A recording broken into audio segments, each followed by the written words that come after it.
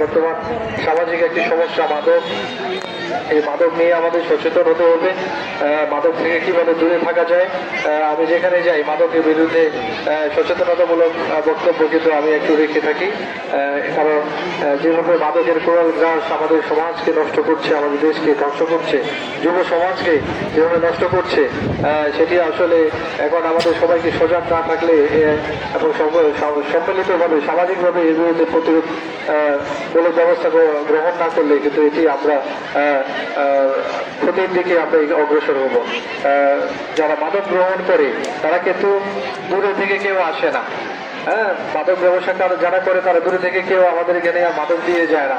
আমাদের আশপাশের কেউ মাদক নিয়ে সেখানে ব্যবসা করে, আমাদের বাড়ির পাশের কেউ, আমাদের ভাই, আমাদের বন্ধু, আমাদের সন্তান, আমরা যার সাথে চলাফেরা করি, এরকম লোকগুলোই কিন্তু এই মাদকের সাথে জড়িত, মাদক সেবন করে, মাদক পরিবহন, মাদক ব্যবসার সাথে জড়িত।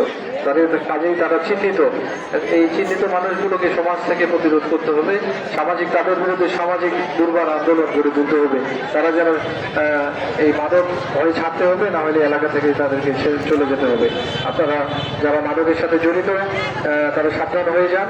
মাদকের সাথে যারা জড়িত তাদেরকে আপনারা ধরে বেঁধে রাখবেন, পুলিশে খবর দিবেন, প্রশাসনকে খবর দিবেন। আমরা আইনগতভাবে ব্যবস্থা নেব। কোনোভাবেই মাদকের প্রাদুর্ভাব বাড়তে দেওয়া যাবে না। আমাদের সকলকে এ বিষয়ে সচেতন থাকতে হবে। আমরা আমাদের বন্ধুকে সচেতন করবো, প্রতিবেশীকে সচেতন করবো, আমাদের সন্তানকে সচেতন করবো। কারণ যে পরিবারে একটা মাদক সেবী থাকে সে পরিবারে ক্যান্সার হওয়া লাগে না ধ্বংস হওয়ার জন্য। তো এই ধরনের একটি প্রাদুর্ভাব আমার কাছে অনেক অভিযোগ আছে। অনেক মা আসে কান্না করে, অনেক বাবা আসে কান্না করে তার সন্তানকে পুলিশে দেওয়ার জন্য, তার সন্তানকে জেলে ভরে দেওয়ার জন্য।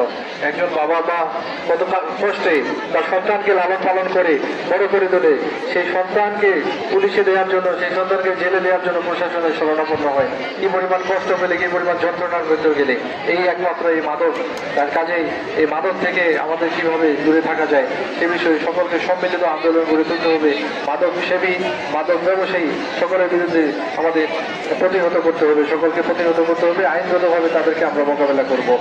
কাজেই আমরা আসি, এই বিষয়ে একটু সচেতন হই।